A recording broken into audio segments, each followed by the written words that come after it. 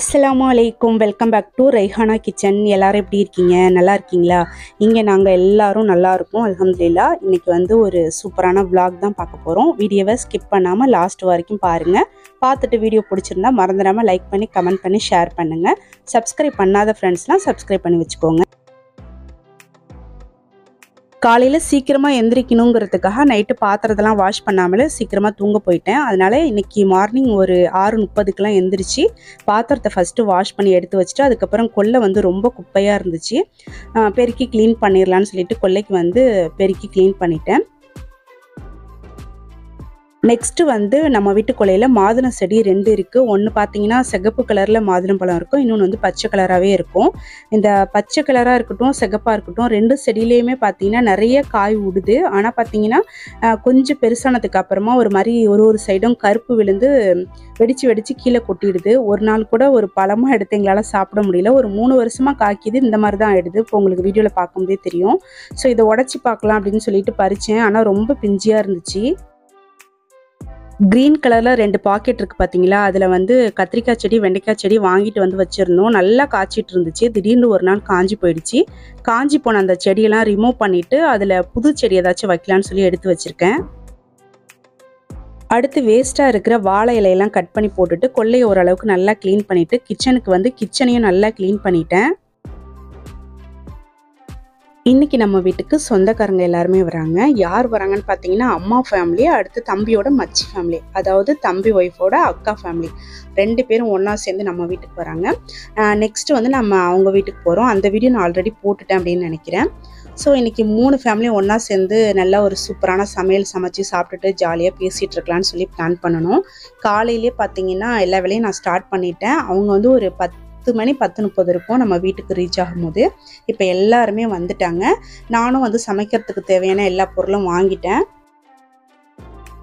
எல்லாரும் நம்ம வீட்டுக்கு வரத்துக்கு முன்னாடியே நாங்கள் வந்து பிரேக்ஃபாஸ்ட்லாம் முடிச்சுட்டு சமையல் வேலையும் கொஞ்சம் ஸ்டார்ட் பண்ணிகிட்டு இருந்தேன். அப்போ தான் எல்லாருமே வந்த உடனே எல்லாருக்கும் டீ போட்டு கொடுத்துட்டேன்.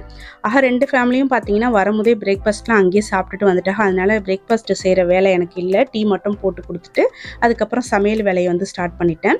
ஹஸ்பண்ட் கடைக்கு போயிட்டு சிக்கன் வாங்கிட்டு வந்துட்டா.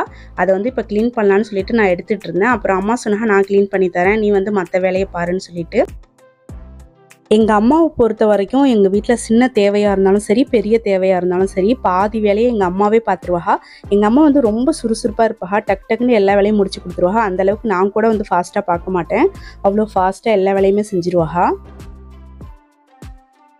இப்போ அடுப்புலாம் கொல்லையில் ரெடி பண்ணி வச்சுட்டோம். அடுத்ததாக சமையலை ஸ்டார்ட் பண்ணணும். அதுக்கு முன்னாடி பிரியாணி கஞ்சி வந்து இங்கே கேஸ்லேயே செஞ்சிடலான்னு சொல்லிட்டு கொஞ்சமாக பிரியாணி கஞ்சி வந்து நான் கேஸ்லேயே செஞ்சு வச்சுட்டேன். மோஸ்ட்லி பார்த்தீங்கன்னா அம்மா வீட்லையாக இருக்கட்டும் எங்கள் வீட்லையாக இருக்கட்டும் நிறைய பேருக்கு சமைக்கணும் அப்படின்னாலே நாங்கள் விறகடுப்பில் தான் சமைப்போம். கொல்லையில் அடுப்பு வச்சு விறகடுப்புலையே சமைச்சிடுறது. விறகடுப்பில் சமைக்கும் போது நம்மளுக்கு நிறைய பெனிஃபிட் இருக்குது. என்னென்னு பார்த்தீங்கன்னா சமையல் நல்ல டேஸ்ட்டாக கிடைக்கும். அப்புறம் வந்து கேஸ் மிச்சமாகும். நிறைய பேர் நின்று சமைக்கலாம். இப்போ கிச்சன் பார்த்தீங்கன்னா 2 பேர் இல்லைன்னா 3 பேர் அவ்வளோதான் நிற்க முடியும். இந்த மாதிரி நம்ம வந்து பெரிய இடத்துல விறகடுப்பில் வச்சு சமைக்கும் போது நம்ம கொஞ்சம் தாராளமாக நின்று டென்ஷன் இல்லாமல் சமைக்கலாம். சமையலும் வந்து சீக்கிரமாகவே முடிஞ்சிடும். ஸோ அதனால நாங்கள் வந்து மோஸ்ட்லி கொல்லையில் அடுப்பு வச்சு தான் சமைப்போம். இன்றைக்கி நம்ம வீட்டுக்கு எல்லாருமே வரஹா, குட்டீஸ்லாம் வரஹான்னு சொல்லிட்டு காலையிலேயே ஹஸ்பண்ட் மார்க்கெட் போயிட்டு தர்பூசணி ஜூஸ்லாம் வாங்கிட்டு வந்து ஃப்ரிட்ஜில் வச்சுட்டா. இப்போது ஒரு 12 மணி இருக்கும்னு நினைக்கிறேன். இப்போ வந்து தர்பூசணி எல்லாருக்கும் கட் பண்ணி கொடுக்கலான்னு சொல்லிட்டு கட் பண்ணா. ஃபஸ்ட்டு எனக்கு தான் கொடுத்தா. நாங்கள் வந்து சமையல் வேலையில் நடுவில் தர்பூசணி சாப்பிட்டுட்டு கொஞ்ச நேரம் பேசிட்டு ரெஸ்ட் எடுத்துகிட்டு அதுக்கப்புறமா சமைச்சோம். எல்லோரும் சேர்ந்து ஒன்றா இருந்தாலே ஒரு மாதிரி ஜாலியாக தானே இருக்கும். நான் சொல்லவே தேவையில்லை, எல்லாருக்கும் இந்த அனுபவம் இருக்கும். நம்ம ஃபேமிலி மொத்த ஃபேமிலியும் ஒன்றா சேர்ந்தாலே ரொம்ப ஜாலியாக இருக்கும். ஸோ எல்லாருமே குட்டீஸுன்ட்டு இல்லை பெரிய எல்லாரும் ஒன்றா சேர்ந்து ஜாலியாக பேசிக்கிட்டே சாப்பிட்டோம்.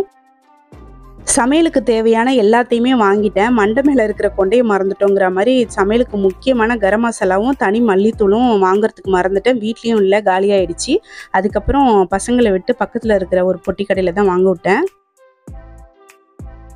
மல்லித்தூளும் கரம் மசாலாவையும் நம்ம ரைஹானாவையும் என் தம்பி பையனையும் சேர்ந்து போய் தான் வாங்கிட்டு வர சொன்னேன். 2 பேரும் சேர்ந்து விளாண்டுக்கிட்டே போயிட்டு மல்லித்தூளுக்கு பதிலாக மிளகாத்தூள் வாங்கிட்டு வந்துட்டா. அப்புறம் திருப்பி ரிட்டர்ன் வந்து அனுப்பிவிட்டு மறுபடியும் வந்து மல்லித்தூள் வாங்கிட்டு வர சொன்னேன். ஒரு வழியாக வாங்கிட்டு வந்து கொடுத்துட்டா. நானும் சமையல் வேலையை ஸ்டார்ட் பண்ணிட்டேன். ஃபஸ்ட்டு அம்மா பார்த்தீங்கன்னா சோறு ஆக்கி எடுத்து வச்சுட்டா. நான் வந்து இப்போ கோழி ஆக்க போகிறேன்னு நினைக்கிறேன். கோழி ஆக்கிட்டு அதுக்கப்புறம் தாளிச்சா. எங்கள் வீட்டில் மோஸ்ட்லி விருந்து அப்படின்னாலே தாளிச்சா சோறு, தனிக்கறி இதுதான் வந்து அதிகமாக செய்வோம். பிரியாணிலாம் வந்து அந்தளவுக்கு செய்ய மாட்டோம். தாளிச்சா சோறு இல்லை அப்படின்னா கூட தேங்காய் சோறு செய்வோம். தேங்காய் சோறுக்கும் இதையே தாளிச்சா தனிக்கறி அப்படி தான் வச்சு செய்வோம். பிரியாணி வந்து அந்தளவுக்கு செய்ய மாட்டோம். ஏன்னா அந்த தாளிச்சா சோறு தேங்காய் சோறுங்கிறது எல்லாருக்குமே ரொம்ப பிடிக்கும். நம்மளால நிறையவும் சாப்பிட முடியும். பிரியாணி வந்து அந்தளவுக்கு சாப்பிட முடியாது. தாளிச்சா சோறு சாப்பிட்ற அளவுக்கு பிரியாணி வந்து சாப்பிட மாட்டோம். அதனால நாங்கள் எப்போவுமே வந்து இந்த மாதிரி தாளிச்சா சோறு தான் வந்து செய்வோம். ஃபஸ்ட்டு வந்து தாளிச்சா தான் செஞ்சேன். அதுக்கப்புறம் தான் இப்போ கோழி வந்து ஆக்கிட்டுருக்கிறேன், தனிக்கறி வைக்கிறேன். அம்மா அப்புறம் தம்பி ஒய்ஃபு நான் எல்லோரும் சேர்ந்து ஓரளவுக்கு சமையலை வந்து கம்ப்ளீட் பண்ணியாச்சு. சமைச்சு முடிச்சதுக்கப்புறம் டைம் பார்த்திங்கன்னா கரெக்டாக 1 மணி ஆகிடுச்சு. அதுக்கப்புறம் உடனே சாப்பிட முடியாதுன்னு சொல்லிட்டு ஒரு 1/2 hour 1 hour பேசிகிட்டு இருக்கலான்னு சொல்லிட்டு பேசிகிட்டு இருந்தோம். இந்த வீடியோ வந்து கொஞ்ச நாளைக்கு முன்னாடி எடுத்த வீடியோ. அந்த டைமில் பார்த்தீங்கன்னா சரியான வெயில். அதனால எல்லாருமே கொல்லையில் தான் சேர் போட்டு உட்காந்து பேசிகிட்டு இருந்தோம். ஸோ அந்த டைமில் ஜூஸ் குடித்தா நல்லாயிருக்கும்னு சொல்லிட்டு ஜூஸ் வந்து எடுத்து ஊற்றி எல்லாருக்கும் ஃபஸ்ட்டு வந்து கொடுத்துட்டு வந்துட்டு அதுக்கப்புறம் வந்து இன்னொரு பேட்ச் வந்து எல்லாருக்கும் ஊற்றிட்டு இருக்கிறேன். ஜூஸ் குடிச்சிட்டு கொஞ்ச நேரம் வந்து பேசிகிட்டு இருந்துட்டு 2 மணியே போல் தான் சாப்பிட்றதுக்கு வந்தோம். இந்த மாதிரி 2-3 ஃபேமிலி ஒன்றா சேர்ந்து இருக்கும் போது நாங்கள் மோஸ்ட்லி என்ன பேசுவோம்னு பார்த்தீங்கன்னா டூருக்கு போகலாம் அப்படின்னு சொல்லிட்டு பேசுவோம். பயங்கரமாக பிளான் போடுவோம். பிளான் போடுறதுலேயே அந்த பேசுகிறதுலேயே போயிட்டு வந்த மாதிரி ஆகிடும்.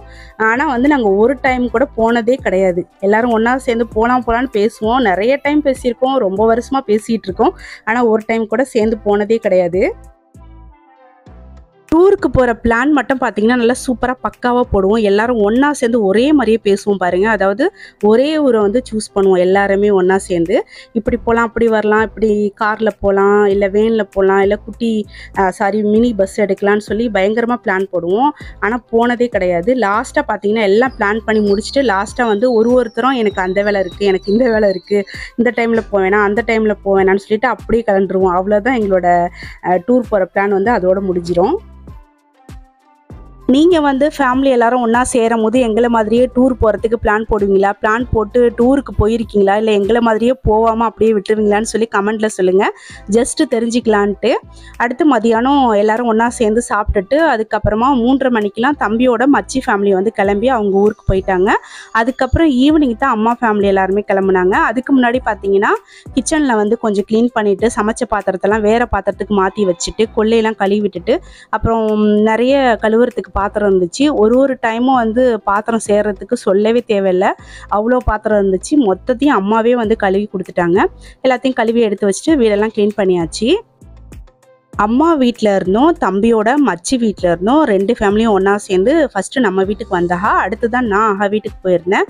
அந்த வீடியோவை நான் முன்னாடியே போட்டுட்டேன். அதாவது டெலிவரிக்கு 2 month தான் இருக்குது, அம்மா வீட்டுக்கு போகிறேன்னு சொல்லி ஒரு வீடியோ போட்டிருப்பேன். அது வந்து இதுக்கு அடுத்து எடுத்த வீடியோ தான். அதை வந்து நான் முன்னாடியே போட்டுட்டேன்.